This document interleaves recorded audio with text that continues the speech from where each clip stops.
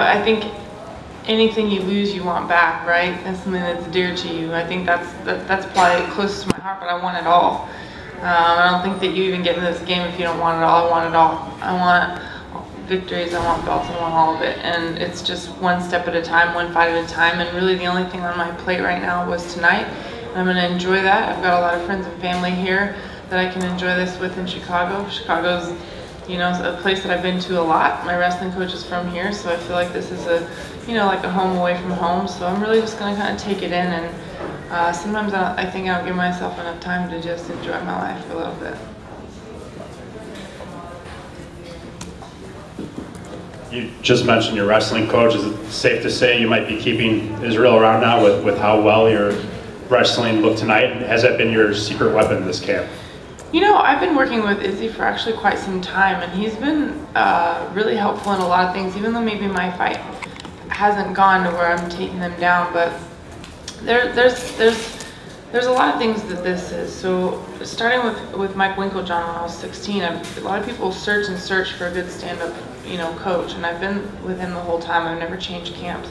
And when I started to get into MMA, Greg Jackson was such a big part of that. And he even actually coached me as my coach in a lot of my boxing matches because he's part of our team, and then Izzy started coming down to the gym and started working just on my strict wrestling with him. So I've actually worked with him for a while. So, and then, actually in 2015, I started working with Tusa and Barata with ground game, and those are my main, kind of teams. So I'm surrounded by great coaches, the best in the world, and I really don't have any intention of changing. I'm usually loyal to my coaches. I don't just let anybody in because I definitely want them to be good coaches.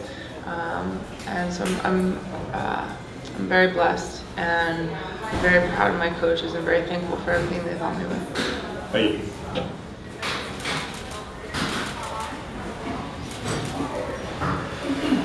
Holly, congratulations on your win. You said you want to celebrate the victory. Here I am asking the question anyways, but how do you feel you match up with Amanda Nunes if that is your next fight? With Amanda Nunes. Every fighter can be beat, and that's how I feel. She's very tough, and she's proven that. She's ran through some girls. She was very dominant in her last performance with a very game. Raquel's a very game fighter. She's usually a little scrapper. So yeah, it's definitely a tough fight. But what am I here for? I don't want to take the easy route, and then at the end of my career, think I wish I would have pushed myself a little more. So we'll see what happens in the future. We'll go from here. You've obviously accomplished a lot in your career, but in some ways you're always going to be attached to your first title win in the UFC against Ronda Rousey. I'm sure you heard tonight she's going into the Hall of Fame. I just wanted to get your opinion on Ronda going into the Hall of Fame this year. I think that's great.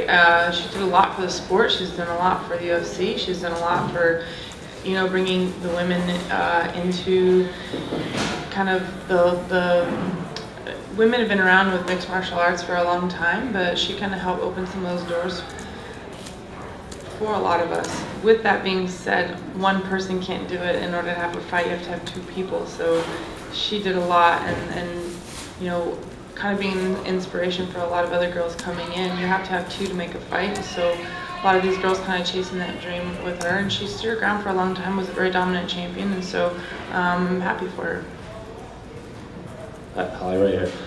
Following your post-fight interview, we reached out to Cris, and she said she saw a lot of skills that you didn't showcase when you fought her. She didn't really elaborate. I'm just wondering what you think she meant by the skills that you didn't show. I feel like I would have maybe a little idea of things that I did different because I know what I did different, but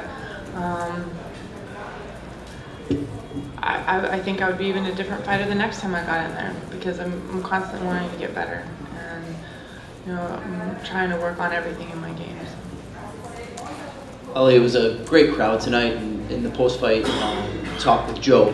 The crowd got real loud, really started cheering you on. You got a little bit of emotional there. Was there a certain reason why? Was it just great to have the crowd behind you at a moment like that? I don't know. I really feel the energy from the crowd all the time, and I can't say enough how great my fans are. And I just hope it keeps growing. I hope that whoever has been supportive and whoever is cheering me on and supporting me, I hope they all know how much I appreciate it, because I would literally not be able to have my job that I feel is a dream without it. So I hope they just feel that energy. Maybe they feel it. Maybe they, I want them. It's exciting. It's something together. Whatever we do in there, if we get a victory, everybody else feels victory. That's your fan. If you get a loss, they kind of feel that heartache too.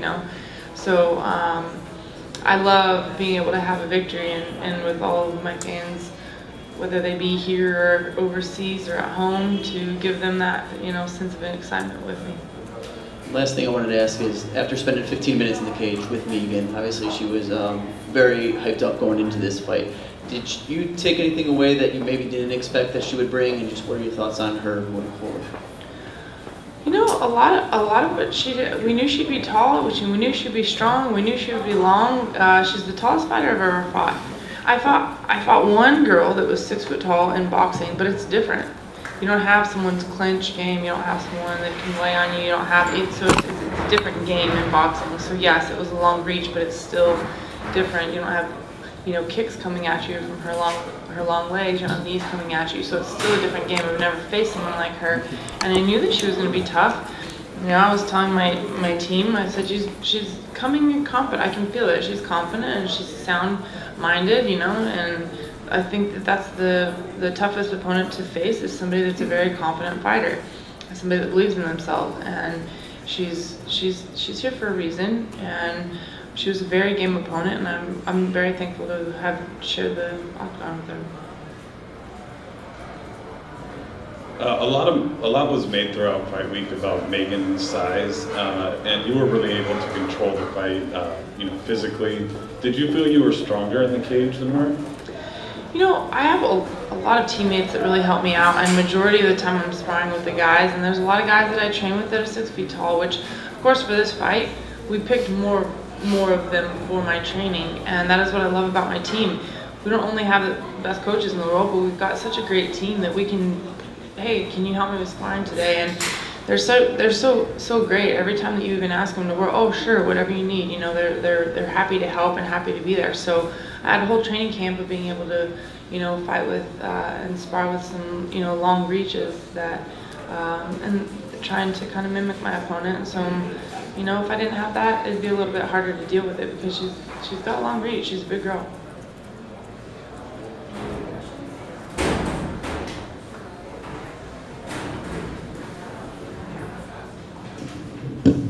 Ellie, congrats. Just had one question for you. We've been asking the fighters, the winners tonight, what do they prefer, the early weigh-ins or the afternoon weigh-ins, since it's somewhat of a hot topic this week, and I just wanted to get your vote. Oh, weigh-ins. Yes. I thought you said wins. I was like, oh, I like them anytime. Oh, yeah. I'm a fan of early weigh-ins because I've always kind of cut most of my weight at night. But if there's this big debate of changing it, I don't know, maybe for me, I feel like I like early weigh-ins. But if they're going to change it, why do we got to go all the way to the afternoon either? I mean, can we make it like 11 or 12, or, because it gives a little more time? Because, it's 9 to 11. Usually there's 2 hours in there. Well, if they start them at 11, if people want to weigh in early and they're on weight, let them weigh in early. They've done their work. They've already cut their weight. Maybe 11 to 1, or but I don't really think that it makes that much sense to do this so late in the day, because that's less time for recovery. And what we're really trying to do is be ready for the fight. So I think we should cater more to the fight than the actual weigh-in time. I guess that makes more sense to me. But I mean, I don't know why it has to be either 9 a.m. or like 5 p.m. We could probably, if they really want to change it, I don't know. I like it in the morning, but if we're going to change it, I don't know why it has to be afternoon. It's probably maybe something different.